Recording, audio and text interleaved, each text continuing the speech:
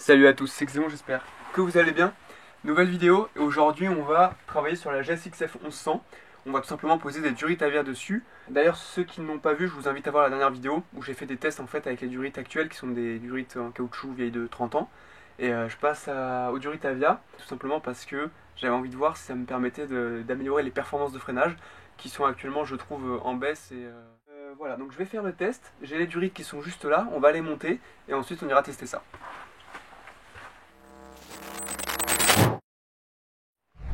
Les durites neuves sont juste ici. Donc j'ai acheté des kits qui étaient déjà faits pour ce modèle. Donc on peut voir ici le kit pour les freins avant. Donc avec 3 durites, parce qu'en fait je garde le répartiteur d'origine. Il y a aussi moyen de prendre que 2 durites, et du coup comme ça supprime le répartiteur. Je vous avoue que je voulais garder la moto la plus d'origine possible. Donc j'ai fait le choix de passer sur ce kit qui conserve le répartiteur. Et puis là-bas j'ai la durite donc, pour le frein arrière. Donc là j'installe ces durites parce que le frein avant par exemple je trouvais qu'il était trop spongieux, pas assez de mordant, le feeling n'est pas exceptionnel. Après c'est vrai que ça reste une moto assez lourde, une routière, c'est pas non plus une moto récente, elle date de 93, donc forcément elle peut pas égaler les motos qui se font aujourd'hui. L'objectif donc c'est de monter ces durites et de les tester et de voir si pour cet investissement, donc de l'ordre de 120 euros, on a quelque chose qui permet vraiment une amélioration du freinage.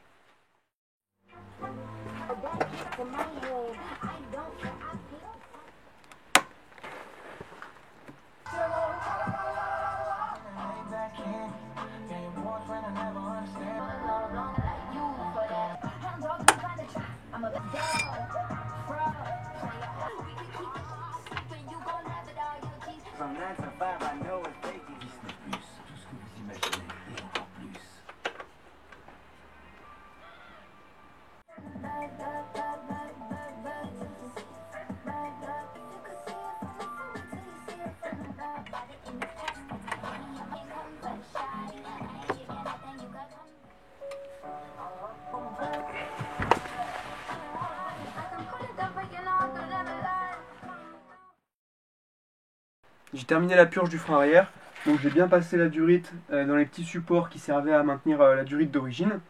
Et j'ai eu un petit souci pendant la purge, c'est qu'au bout d'un moment, j'arrivais plus du tout à faire sortir les bulles d'air. Donc en fait, ce que j'ai fait, c'est que j'ai carrément démonté l'étrier, c'est pour ça que l'échappement n'est plus là. J'ai démonté l'étrier, je l'ai ouvert, et j'ai tout passé à la soufflette à l'intérieur. Et en fait, il était pas bouché, ça allait, il était un peu sale, mais sans plus. Et je l'ai remonté, donc en gros, j'avais remis le circuit totalement vide. Et ensuite, ça m'a permis de repartir de zéro, et en repartant de zéro, aucun souci, ça s'est très bien fait. Donc comme quoi, des fois, il suffit qu'il y ait une bulle d'air qui soit au mauvais endroit, et ça peut vraiment vous bloquer totalement. Donc à la limite, à ce moment-là, ce que je vous conseille, c'est carrément de recommencer, donc d'ouvrir en fait votre circuit, de le vider complètement et de recommencer, mettre un petit coup de soufflette par l'étrier histoire de faire sortir tout le liquide, en faisant attention de ne pas en foutre partout bien sûr parce que c'est corrosif. Donc, je vais vous montrer la technique que j'ai employée pour purger. J'utilise une petite pompe à dépression comme celle-ci, donc vous voyez, il suffit de l'actionner comme ceci, ça permet en fait tout simplement de créer une dépression et d'aspirer au niveau de la vis de purge. Donc voilà comment je procède pour la purge. Le bocal, il faut qu'il soit ouvert, bien sûr.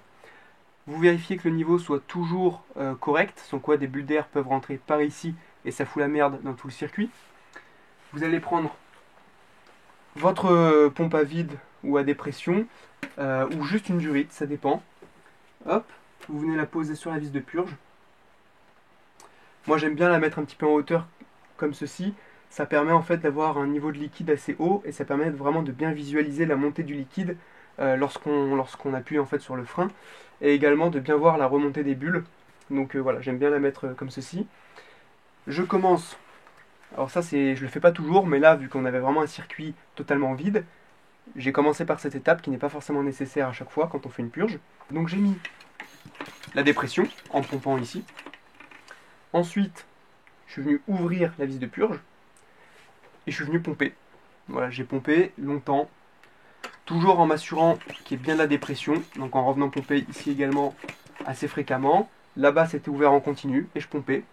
Donc le niveau de liquide dans le bocal descendait au fur et à mesure forcément, vu que ça se faisait aspirer par la dépression.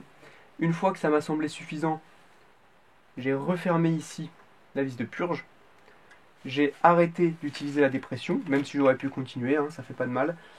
Et je me suis mis à faire l'étape qui est normalement classique pour une purge, c'est-à-dire que je pompe quelques fois, je reste en appui, j'ouvre la vis de purge, le liquide monte, les bulles d'air remontent s'il y en a, je ferme la vis de purge, je remonte la pédale de frein et je repompe.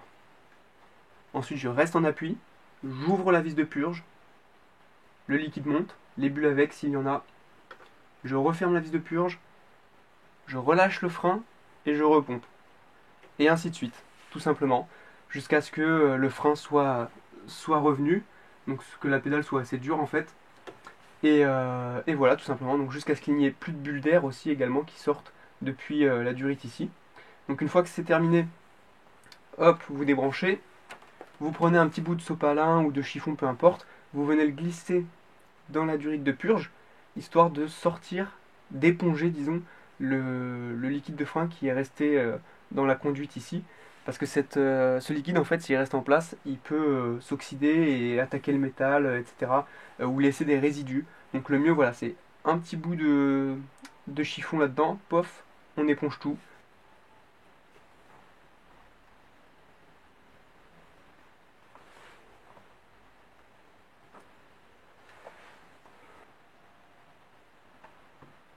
Plus qu'à changer les durites avant. Donc vous voyez, j'ai mon répartiteur qui est là. Les deux durites qui vont aux étriers de frein. Et la durite du haut qui va donc au maître cylindre. En fait là je suis un peu embêté parce que comme vous le savez pour la vidéo, je voulais vraiment tester juste en changeant les durites Avia.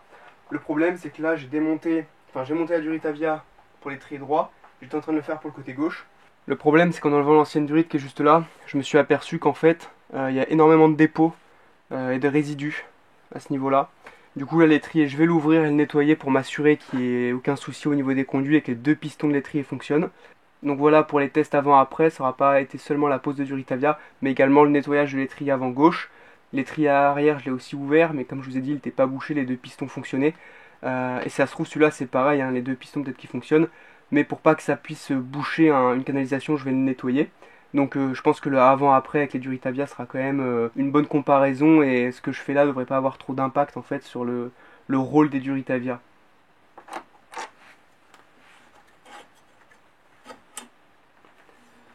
J'ai aussi profité que l'étrier était en place pour desserrer les 4 vis qui tiennent les deux parties de l'étrier.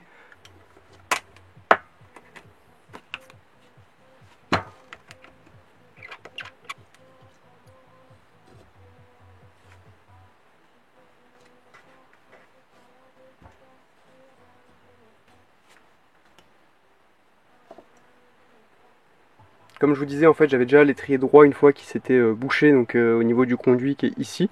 Ça veut dire qu'aucun des deux pistons ne fonctionnait. Donc voilà, la moto freinait de l'avant que sur un étrier. Et en fait, là, l'étrier, vous voyez, gauche qu'on vient d'ouvrir, j'ai bien l'impression que le piston intérieur ne fonctionne pas. Tout simplement parce que là, ça m'a l'air bouché. Donc je vais enlever les vis de purge et je vais regarder si ça s'écoule. Bon, finalement, dès que j'ai ouvert la vis de purge, en fait, le liquide est parti. Donc c'était pas bouché.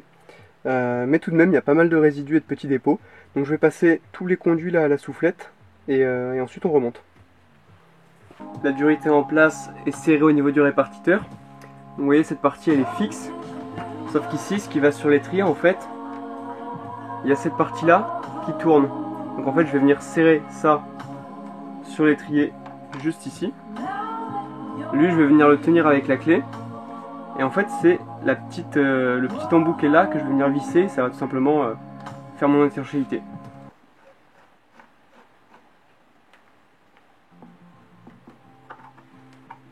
Souvenir dans la fumée, les remords aux heures, j'suis pas d'humeur à la fête. Non, j'ai pas trop mal à dire, je t'aime, du mal à...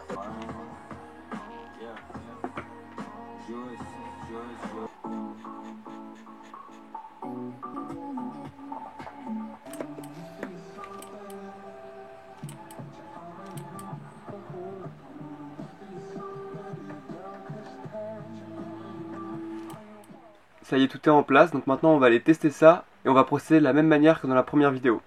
D'ailleurs, je vous invite à laisser sous cette vidéo un commentaire avec le modèle de votre moto, son année, si elle est équipée de l'ABS ou non, et votre meilleure distance de freinage avec bien sûr la vitesse initiale à laquelle vous avez fait cet essai. Ça permettra en fonction des modèles et des équipements de savoir quelle est la marge de progression de chacun pour améliorer son freinage. Évidemment, si vous effectuez cet essai, faites-le toujours en étant équipé. Le mieux c'est également d'être accompagné et de le faire dans un état d'esprit ludique et non pas compétitif, sans quoi vous risquez de vous mettre en danger et c'est vraiment pas l'intérêt.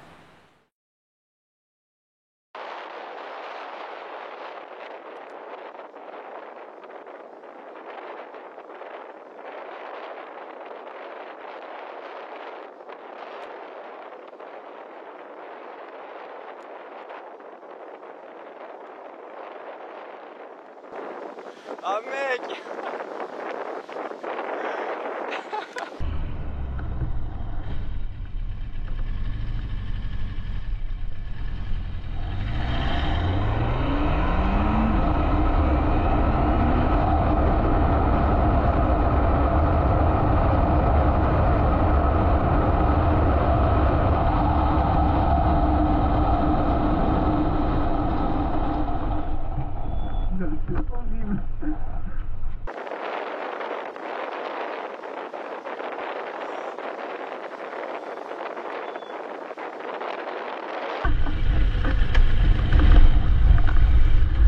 Ah mec, le vent, bah c'est l'arrière qui a fumé là un peu. Bon, au moins on pourra pas confondre nos traces. Moi on sait qu'elles sont par là. Toi elles sont facilement 30. Attends, toi t'es 60 mètres plus tôt du coup. T'es à 34 toi.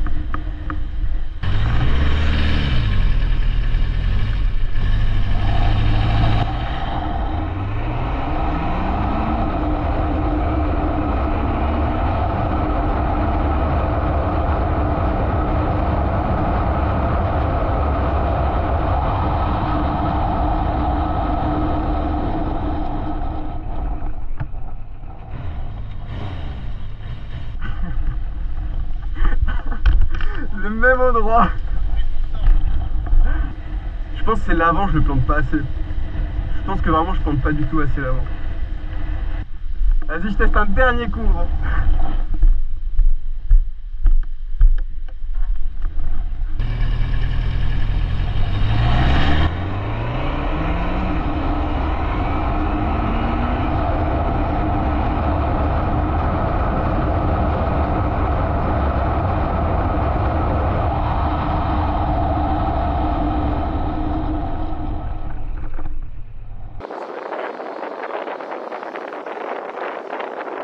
Yes, j'ai gagné un tout petit peu. Ouais.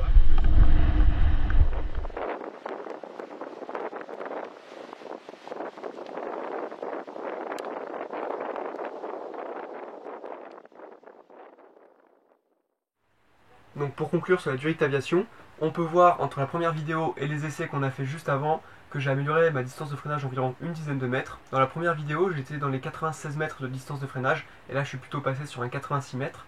Donc c'est pas un gain énorme, cependant j'ai pu rouler avec la moto et au quotidien déjà le freinage je le trouve plus efficace. Maintenant j'arrive à faire des mini stoppies si vraiment je plante l'avant, chose que je n'arrivais pas à faire avant avec les anciennes Durit. En plus, je sens que je suis bien plus loin des limites du freinage actuel que je ne l'étais avant. Avant, j'avais l'impression d'être plus proche de la limite des freins, alors que là, j'ai vraiment l'impression que ça a repoussé cette limite bien plus loin. Et maintenant, en fait, ce qu'il faudrait travailler, c'est plutôt moi et ma capacité à effectuer un freinage d'urgence. Parce que là, clairement, je pense que moi, j'ai beaucoup à améliorer. Donc, effectivement, les Durit Avia, c'est pas quelque chose qu'il est nécessaire de monter. Hein. Je pense que j'aurais pu améliorer mon freinage même avant avec les anciennes Durit. Mais là, j'ai tout de même amélioré, vous voyez, sans prendre plus d'expérience, d'une dizaine de mètres. Donc c'est quand même pas négligeable. Surtout quand on parle d'un élément aussi important que les freins et de la distance de freinage sur route. Après voilà, avec le retour que je vous fais, les recherches que vous pouvez faire de votre côté, c'est à vous de vous faire une opinion et de savoir si oui ou non vous êtes prêt à investir une centaine d'euros pour effectivement améliorer votre freinage. Et ensuite, à vous de continuer de travailler là-dessus pour améliorer vos distances de freinage. Donc je vais continuer de travailler là-dessus, ça me semble vraiment très important de faire cet exercice de temps en temps, histoire de choper les bons réflexes et puis surtout de s'améliorer, hein. Il n'y a pas de secret, il faut le travailler. Et puis si la vidéo vous a plu, n'hésitez pas à laisser un petit pouce bleu, à vous abonner, et n'oubliez pas les commentaires aussi hein, pour échanger là-dessus, c'est un sujet super important, donc si vous avez des conseils surtout, n'hésitez pas, ça peut servir à tout le monde. Et donc sur ce, je vous dis à très bientôt.